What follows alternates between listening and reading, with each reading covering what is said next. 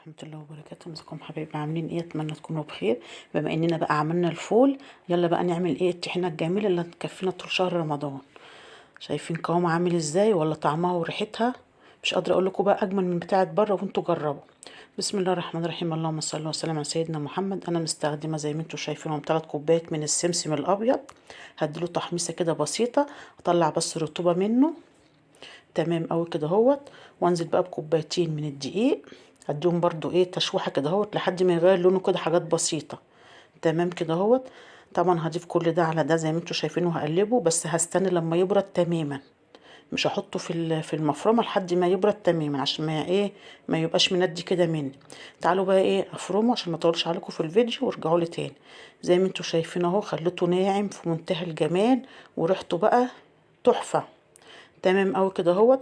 تعالوا بقى في الخلاط بتاعنا الجميل دوت. بسم الله. احط كوبايه من الزيت ورشه من الملح، واخلطهم كده لحد ما يديني قوام ابيض زي ما انتوا شايفين اهوت. تمام قوي كده اهوت. هفتح بقى الغطا من فوق كده اهوت، وانزل تدريجيا حبه بحبه عشان ما يكتلش معايا. شايفين؟ تحفه ما شاء الله عليه. هو ده القوام اللي احنا عايزينه، ولسه كمان لما يهدى هيلف كمان. شايفين قوامه عامل ازاي؟ تحفه.